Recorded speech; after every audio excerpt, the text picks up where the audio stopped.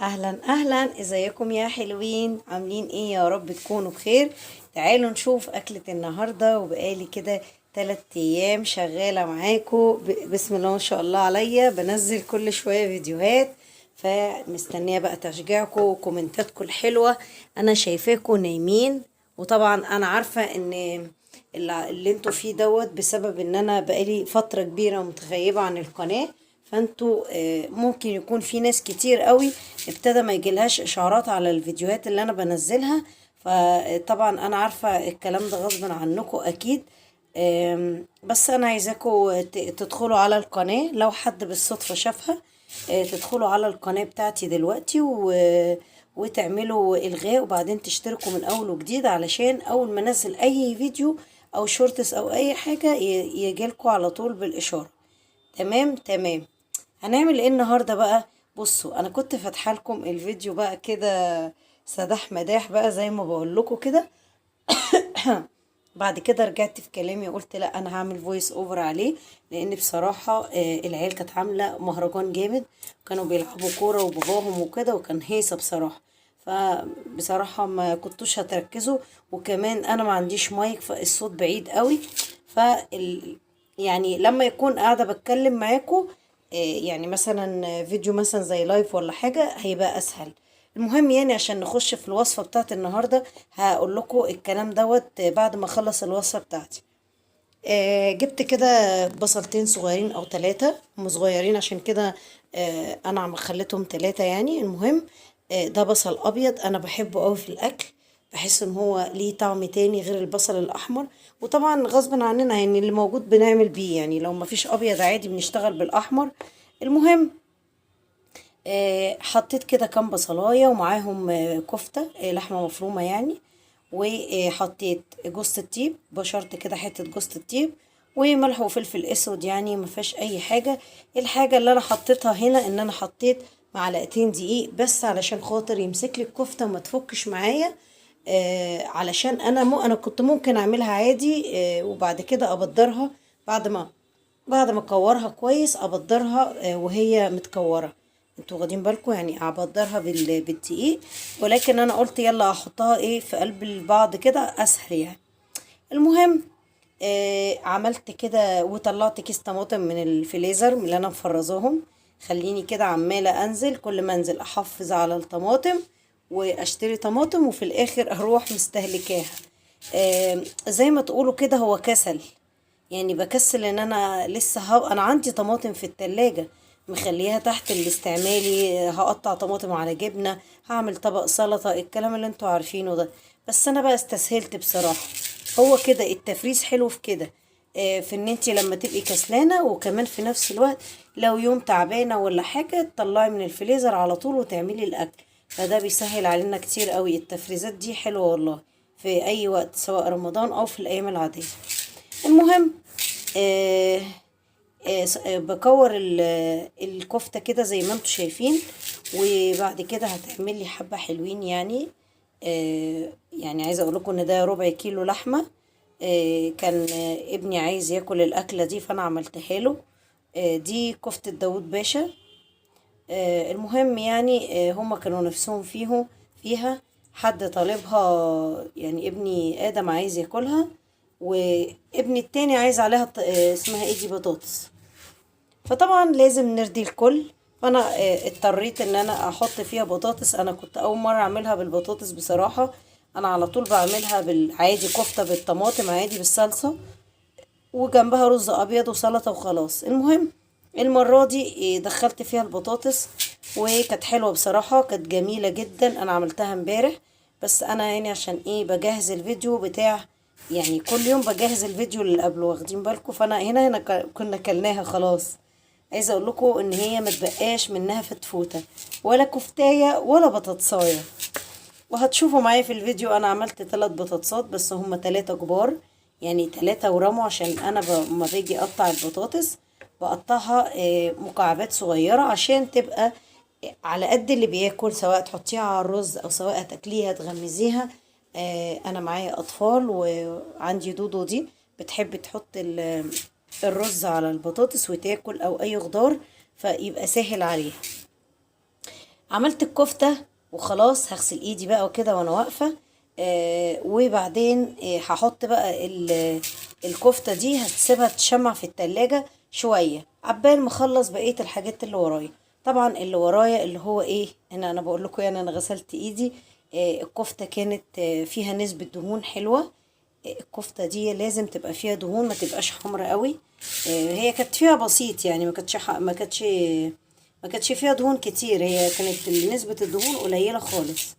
المهم فانا هعمل ايه. فالمهم يعني فده احلى. الكفتة لما تبقى فيها دهون بتدي ريحة وطعم حلوين جدا على النار. بس المهم، هنا انا كنت بقى بعمل شوية حاجات حواليا اهو. بصوا، طلعت البطاطستين وبعدين استقلتهم. انا عارفة ابني بيحب البطاطس، بيحبوها عموما اي حد سواء في الخضار او في البتاع ده، في الطبيخ. المهم يعني مسكت الثلاث بطاطسات كده قشرتهم. وانا كمان إيه يعني بعد ما قطعتهم حسيت ان هم كتير قوي. بس طبعا انتوا عارفين الخضار مش هيخسر ولا اي حاجة، بالعكس ده يعني قيمة غذائية وفايدة يعني حلو.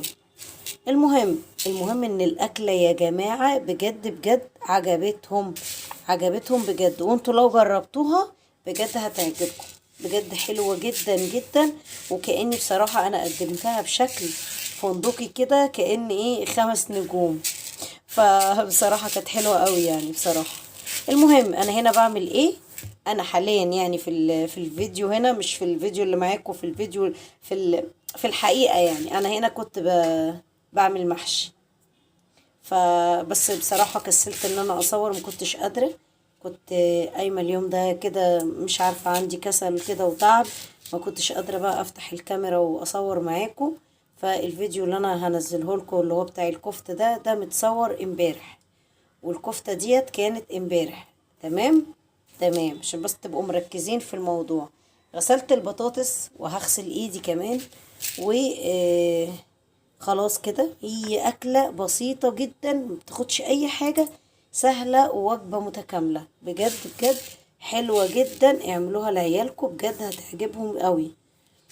المهم خلاص كده قلت بقى ايه، وانا واقفة كده اروح هقطع بقى البطاطس اهو، اغسلها كويس واقطعها بقى مكعبات زي ما الاستاذ مالك عايزها. هو اصلا بيحب البطاطس، بيعشقها في جميع احوالها. فالمهم فانا قلت ايه يلا مش مشكلة، هي كده كده اكلة. بصراحة ايه يعني انا ساعات كده بيبقى ليا برضو ايه زهق كده، بزهق يعني. مش بحب دايما كده ان ايه، ان عيل من عيالي يطلب الاكل كده في وقت وانا مش في المود. يعني ما فيش مانع اعمل لهم اللي هم عايزينه، بس ايه يعني في وقت كده بتبقى انتي حابة تعملي، وقت تاني ما عندكيش باور تعملي الاكلة دي. المهم انا هشرب دلوقتي عشان مش عارفه عطشت ليه.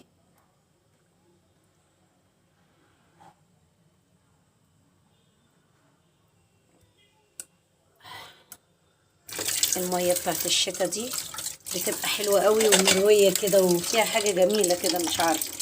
المهم فغسلت بقى الطبقين بقى، بما اني واقفه في الحوض وعايزه اخلص، مش عايزه اسيب اي حاجه ورايا. انا بحب اصلا في الطبيعي اعمل الحركه دي طول ما انا واقفه، ما بحبش اسيب ولا معلقه ولا كوبايه ورايا. ليه؟ عشان اجي اخلص الاكل اطلع من المطبخ على طول، ما بحبش اسيب اي حاجه ورايا. دي طبيعتي، مش عشان انا بصور لكم، لا هو ده طبعي اصلا ان انا بعمل كده. المهم وده لازم يبقى كلكم كده، لان دي حاجه بجد حلوه جدا وبتسهل عليكي وبتخليكي حتى لو عندك بنوته تعوديها على حاجه زي كده. بصي حتى وانا واقفه بقطع البطاطس بس، مش هعمل اي حاجه تانية. يعني مثلا مش مش مثلا لا ده انا هعمل الاكل واقف لي ساعه ولا نص ساعه اغسل لي كم مواعين، لا كده حلو. معلش يا جماعه لو صوت الميه مضايقكم، انا بس كنت بغسل الرز وبغسل شويه حاجات كده وانا واقفه. المهم يعني قطعت البطاطس كده زي ما انتم شايفين، ما خدتش برضو اي حاجه. وكنت كل ما احس ان البطاطسايه حجمها كبير، عايزه ايه كل ما الاقي البطاطسايه حجمها كبير اروح يعني مقطعاها شرايح بالطول كده، بحيث ان هي ما تدينيش الحجم الكبير. زي ما قلت لكم انا عايزه اخلي الحاجه حجمها قليل، يعني البطاطسايه تبقى المكعبات صغنطوطه، ما تبقاش حتى كمان بتدي شكل حلو. وزي ما انتوا عارفين العين بتاكل قبل البق، وانتوا عارفين، وده دي حاجه احنا كلنا عارفينها. بس ادي البطاطس اهي بقطعها. اكله جميله وسهله، لو محتاره في الاكل ومش عارفه بجد تعملي ايه، بجد الاكله دي هتعجبكم لو انتوا عيالكم بيحبوا الاكلات دي. بجد مع طبق رز ابيض، هي بتليق على الابيض اكتر، ما بتليقش على اي رز غير الابيض. فانا عملتها بالرز الابيض، هي حلوه جدا جدا بالرز الابيض. بس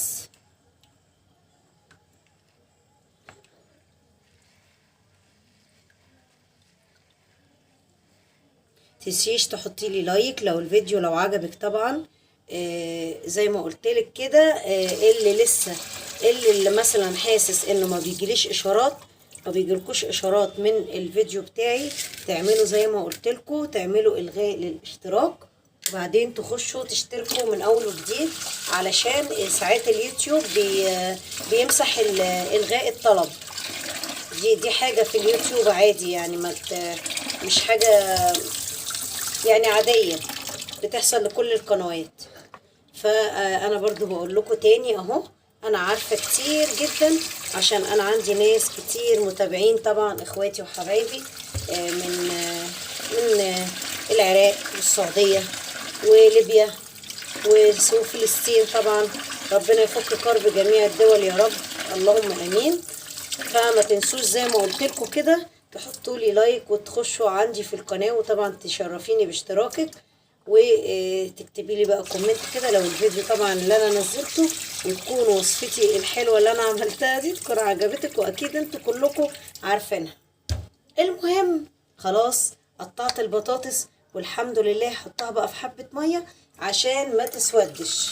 خلاص المهم هي ما بتاخدش اي حاجه، وانتوا عارفين البطاطس يعني كده كده هي حتى في عملها سهله، ما بتاخدش اي بصراحه حاجه.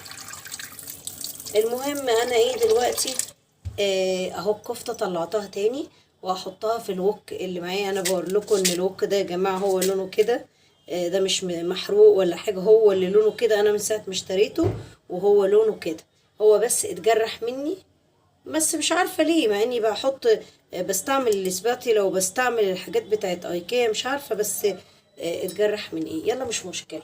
المهم دلوقتي انا جبت معلقه زبده حلوه كده، هشوح بالزبده مش بالزيت، يعني احلى.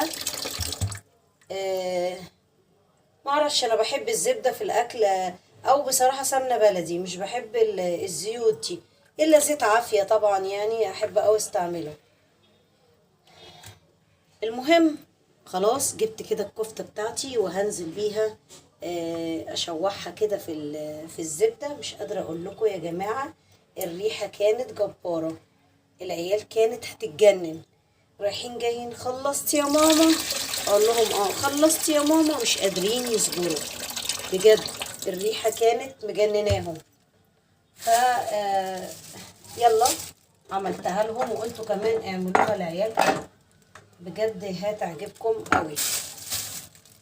النهارده برضو مدلعاهم، وهعمل لهم برضو شويه محشي، هبقى انزلهم لكم كده شورتس، عشان بجد مش كنتش قادره اصور معاكم، انتوا عارفين يعني انا يعني مره كده ومره كده. ف يلا بقى، مره هنزل معاكم فيديو، ومره هنزل معاكم شورتس، على حسب بقى ما بقى ايه، ما بقى قادره. المهم بقى جبت حله هنا معايا، وهعمل بصلايه صغنونه كده، هبشرها علشان خاطر ايه اعمل الصلصه بتاعت الكفته. طبعا انا نفسي بقى يا جماعه، وانا بقى بعمل هنا الصلصه دي، مش عارفه ليه افتكرت الكفته بتاعت كفته الرز، افتكرتها قوي، وبصراحه برضو نفسي هفتني عليها. كفتة الرز دي حاجات برضو، حاجة من الحاجات الجميلة قوي اللي انا بحبها وبعشقها. كفتة الرز بصراحة حلوة قوي بجد. فبرضو الخطوة اللي جاية هعمل لكم برضو كفتة الرز عشان انا برضو بحبها، وكمان عايزة افرزها لرمضان بإذن الله يعني. بصراحة الحاجات دي اما بتتحط في علب كده وتتفرز بتبقى خطيرة. احتمال كمان ان ورق العنب ينزل اليومين الجايين، بقول يعني بتهيألي، لان هو دايما كنت كل ما يجي رمضان كنت بلاقي الورق العنب في السوق. قولوا لي انا صح ولا هو علشان جاي في الشتاء ولا ايه، مش عارفة. بس انا كنت حاسة ان انا كنت بشوف ورق العنب، مش عارفة يعني، مش عارفة. ممكن احنا عشان بقاله فترة رمضان، هو رمضان السنة اللي فاتت جه في الشتاء برضو، بس كان في نفس الشهر. مش عارفة يعني، هي بتفرق بقى من شهر لشهر. المهم يعني ما علينا. لو نزل ورق العنب نبقى نجيب، ما نزلش خلاص. عايزين برضو نفرز الكرنب برضو والمحاشي والحاجات دي. الراعي الرسمي بقى في رمضان والحاجات دي بقى، كل سنة وانتم طيبين. الأكلات اللي هي ايه بقى، الدسامة والحاجات الحلوة بتاعت رمضان دي بتبقى خطيرة بصراحة. بس جبت البصلايه وشوحتها برضو بالزيت وبسمنه. الزيت اللي انا حطيته ده زيت سولا، هو تقريبا لسه نازل، بس حلو يعني، احلى من حلوه بكتير بكتير بكتير، ب100 مره كتير يعني. زيت حلوه وحش جدا جدا جدا بجد. في ريحه معرفش انتوا بتاخدوا بالكم منها ولا لا، بس انا ما بيعجبنيش. انا كنت بحسبه ان هو اتاريه مكتوب عليه خليط، والزيت الخليط ده مش حلو ابدا. محدش يجيب زيت خليط بجد، وحش جدا. فانا عارفه انتوا تعبتوا من الميه، معلش معلش بجد والله. بس انا بغسل المحشي وبعمل حاجات في الحوض زي ما انتوا عارفين. بحب كده ابقى واقفه خالصه مخلصه، انتوا عارفين يعني، مش هخبي عليكم. المهم يلا عشان الميه بقى والاكل والحاجات اللي انا بعملها دي تشجعكم يعني. منكم سامعين صوت ميه، هو منكم كمان شايفيني وانا بعمل الاكل، فايه تقوموا تتشجعوا. المهم البصله هنا اصفرت اهي. هنزل بالطماطم على طول، كنت مطلعه كيس الطماطم زي ما وريتهولكم من الفريزر، فهحطه على طول كده. عايزه اقول لكم البخار ده خلي بالكم بجد بجد بيلسع جامد قوي. فالحمد لله يعني، انا كنت بنفخه كده بايدي ببقي قصدي، عشان ابعده عن ايدي عشان لسعته وحشه جدا. المهم شايفين الطماطم حمرا ازاي جميله. وهنا الكفته بصوا بقى يا جماعه، مش قادره اقول لكم الكفته كانت عامله ازاي، كانت قلب الدنيا ريحه وطعم. انا عايزه اقول لكم ان انا كلت واحده وانا واقفه. زمان العيال دلوقتي يقولوا لي واحنا عمالين نقول لك هاتي واحده ما ترضيش. المهم كلت واحده كده كانت حلوه قوي قوي طعمها، والزبده بقى محلياها على كده. انا حاطه فلفل وملح يعني، فلفل اسود وملح، مش حاطه حاجه خالص. وحته جوز الطيب، انتوا عارفين اللحمه بتحب جوز الطيب قوي، فبتبقى حلوه معاها. بس يعني ما حطيتش حاجه بهارات يعني. وعلى فكره مش الاكل مش البهارات اللي بتحلي الاكل. الاكل بيحلو، بيبقى حلو بنفسك انتي، مش بالبهارات ولا بكترها. هنا كنت بوريكم الفلفل الاسود المقلب اللي انا جبته من عطار. جبته من عطار بقى هنا، ربنا يسامحه بجد، لاني مفيش مره احط فلفل اسود غير لما اتضايق منه، بسبب انه مليان بصراحه زباله وتراب وخشب وحاجات معفنه. بجد بجد راجل ما عندوش ضمير، بجد ما عندوش خالص ضمير ان هو يدي للناس الاكل بالمنظر ده. فربنا بقى يسامحه، علشان حرام اللي هو بيعمله بجد. فالمهم معلش انا خلاص الحمد لله قفلت الميه. جبت بقى الحله عشان اعمل الرز بتاعي الخطير الابيض. هنا بقى هعمل رز ابيض، ماشي. هعمل رز ابيض علشان خاطر يليق مع الاكله بتاعتي. طبعا انتي لو عايزه تعملي رز بالشعريه عادي مفيش مشكله، بس يعني انا حبيت الرز الابيض اكتر، علشان معرفش يعني حسيته لايق اكتر على الاكله. فطبعا كل واحد وذوقه، طبعا الموضوع ده بتبقى اذواق طبعا، وكل واحد والحاجة اللي بيحبها. انا عملت هنا رز ابيض، برضو حطيت حبة زبدة، وكنت طبعا الرز هنا نقعاه وغسلاه. كنت نقع الرز وغسلاه، وخلاص هشوح الرز بالزبدة. سامعين كده معايا الصوت ولا ايه؟ علشان بس ايه، وانا واقفة كده بحب ايه اخلص نفسي في كل حاجة. مش هقعد يعني امنتج الفيديو وانا واقفة كده ما بعملش حاجة، اكيد لا، يعني اكيد هعمل حاجة. فهنا انا غسلت الرز وصفيته. انا رز المحشي مش بنقعه طبعا، ما ينفعش رز المحشي يتنقع. رز المحشي بيتغسل ويتصفى على طول عشان ما يعجنش طبعا، عشان ده محشي. المهم، فانا هنا كنت خلصت كل حاجة، مفيش غير كام كوساية كده كنت بقورهم، مش هياخدوا في ايدي حاجة طبعا، بسرعة بسرعة، وكل حاجة كانت جاهزة معايا. وكمان كان عندي كيسة كرنب كده صغنونة مش كبيرة يعني، كنت جايبة كرنباية كبيرة قوي، وقلت كفاية قوي، عملت حلة حلوة محترمة وشلت منها الكيس ده، قلت خليه مرة تانية ابقى اعمله، فهو اوانه بقى النهاردة. والرز طبعا زي ما انتوا عارفين مش محتاجة افتكاسة ولا حاجة.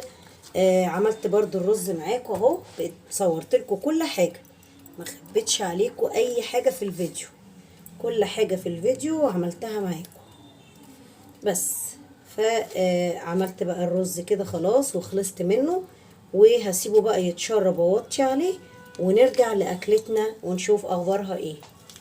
انا هنا حطيت بقى كده ده مكان. بصوا بتاع الصلصة اتسبكت بسرعة ازاي، علشان انا اول حاجة هي مركزة، وتاني حاجة انا حتى لما بحط لها مية هي برضو مركزة وتقيلة، فدي حاجة حلوة يعني.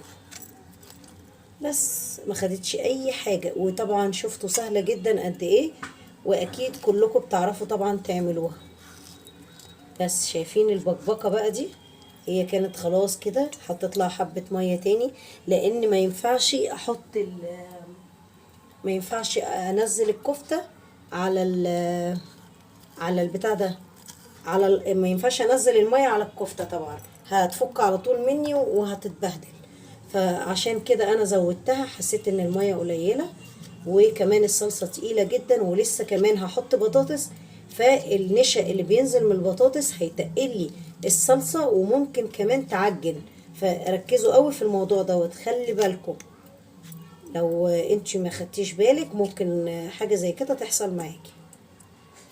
بس انا هنا زي ما قلت لكم، هنا بقلب الرز خلاص، يعتبر انا كده هوطي عليه وهو كده خلص.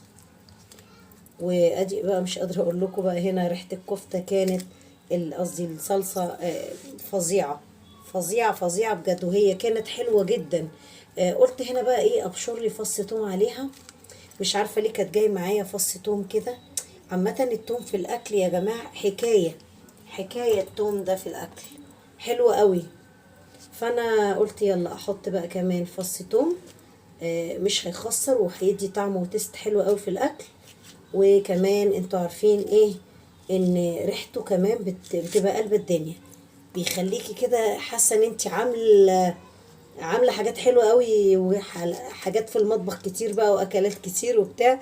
فريحه البصل حلوه بصراحه في الاكل، التوم قصدي. بس خلاص كده خلاص. ادي بصوا مجرد ما بحط حبة مية صغيرين على طول الصلصة بتتقل معايا، زي ما قلت لكم انا مصلصلاها كويس، فعشان كده وتقيلة، عشان كده هي ما بتاخدش وقت وبتعمل بسرعة. بصوا انا هنا هنزل بالكفتة اهو، شايفين الجمال والحلاوة، وهسيبها بقى تاخد غلوة مش كبيرة، حاجة بسيطة خالص. علشان ايه بقى؟ عشان هي كده كده مستوية. انا عايزاها بس ايه، ما تطولش في الصلصة عشان انزل بالبطاطس، عشان الصلصة بتاعتي ما تتقلش وتقل، واضطر ان انا ازود مية تاني. بس انا كده كده برضو هبص الاقي نفسي لازم ازود، لان برضو زي ما قلت لكم لسه لازم ادي مساحة للبطاطس في الحلة. والحله يعني الكفته اول ما نزلت حسيت ان البطاطس كتيره، وحاسه ان انا لازم ايه اديها شويه ميه. وطبعا واحنا واقفين بنعمل ايه؟ بنغسل كل حاجه ورانا.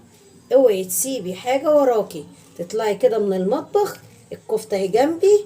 انا ليه بقى؟ ما انا ممكن كنت اروح اعمل اي حاجه بره والله، بس لا. ليه بقى انا وقفت قلت اشطب دول ورايا؟ عشان بعد ما اخلص دول هبص الاقي نفسي ببص على الكفته، وكمان احط البطاطس واطلع بقى بره المطبخ، ويبقى مطبخي نضيف. بوتاجازي بس هو اللي هعمله، مطرح بس طرطشه ساعات المعلقه بتاعت الاكل دي بتقع على البوتاجاز، الحاجات اللي انتوا عارفينها دي يعني. فايه يبقى المطبخ كده حلو معايا ونضيف، وما وريش اي حاجه. يوم تعبت يبقى مطبخي نضيف. تمام. تمام. فين اللايك بتاعك؟ انا حاساكوا كده نايمين. انا مش عايزه اقول لكم، انا عايزه اللايك بتاعك كده يلعلع في الفيديو. وعايزاكي تقولي لي ايه رايك في الكفته، لو انت عارفاها طبعا ومجرباها تقولي لي طبعا انا في حاجه ناقصاها ولا لا، يعني حاجه انا عملتها مثلا ناقصه في الكفته ولا ايه. آه في ناس على فكرة بتحط عليها خضرة، كزبرة أو بقدونس تقريبا، بس بقول كزبرة خضرة. طبعا هي بتدي تيست وبتدي ريحة حلوة في الأكل، بس عادي يعني. هي ما كانتش يعني ضرورية، يعني اللي عايز يحطها طبعا يحط. هي بتدي شكل حلو في التقديم يعني. بس بصراحة هي يعني ما كانتش فارقة قوي معايا ان انا احطها. يعني لقيتيها عندك متواجدة حطيها، مش موجودة يبقى خلاص يعني، مش من الضرورة يعني. بص المطبخ خلص ازاي، شفتوا بقى اهو. هغسل كمان الحوض بتاعي رغم ان لسه في مواعين هتطلع بعد ما ناكل طبعا، بس برضو انا بحب الحوض يبقى نضيف معايا كده والدنيا جميلة. وانا بعامل الحوض ان هو طبق، بعامله ان هو طبق مش حوض. طول ما انت بتبصي للحوض ان هو طبق هتضطري تغسليه. فانا من زمان قوي وانا بشوف الحوض ده طبق زي الاطباق، لازم اغسله كل شويه. بس كمان عشان تحافظي على لمعته، وكمان ما تنسيش ان احنا طول النهار بنحط فيه اكل والشاي والحاجات دي بتصفر الحوض وبتغمقه. فطول ما ايدك فيه مش عمره ما هيصفر ابدا ولا هيتبهدل منك. فكده يعني. ادي انا هنا مش عارفه الكاميرا انا نسيتها مفتوحه هنا وما خدتش بالي غير بعدين. المهم تيجي بقى نرجع للصلصه. طبعا انا هنا الرز اكيد انا وطيت عليه، مش فاكره، اكيد وطيت عليه واتشرب وكمان استوى. كنت هنا بقول لكم بصوا دقت حته كده لقيته ايه يجنن. المهم ادي الكفته اهي. بصوا زي ما قلت لكم الصلصه تقلت، فانا هعمل ايه؟ هضطر احط بق ميه صغنون عشان ادي مساحه للبطاطس. زي ما قلت لكم البطاطس ما شاء الله لو انا حطيتها دلوقتي هتشرب كميه الصلصه كلها. انتوا عارفين البطاطس. واحد اتنين تلاته. بصوا بصوا الجمال والحلاوه. استنوا استنوا ده انا لسه. بصوا عشان بس اوريكم البطاطس مستويه قد ايه. بصوا بصوا انا طبعا عشان ماسكه الكاميرا بايدي. بصوا استنى. بصوا البطاطس والله دايبه دوب. استنى انا طبعا مش مالكه زي ما قلت لكم عشان بايد واحده بس. بصوا اهي اهي بيبان طبعا اهي. بصوا خطيره خطيره خطيره. والصوص بقى بتاعها ده بصوا بقى الكفته. بصوا بقى الكفته يا جماعه. بصوا بصوا بصوا كمان.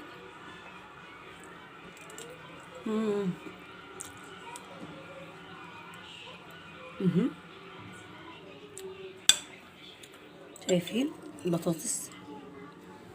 البطاطس بقى واخده من طعم الكفته فخطيره خطيره بجد بجد. بصوا بصوا هيتجننوا بره. امم امم امم بجد الاكل حلو قوي. جربوا الاكله دي تعملوها لاولادكم. عايزين تحطوا خضار بسله، بس بتهيالي لازم تكون متفرزه يا اما مسلوقه. المهم، يا رب يكون الفيديو عجبكم وتكون الاكل كمان عجبتكم. اشوفكم في فيديو جديد، يلا مع السلامه.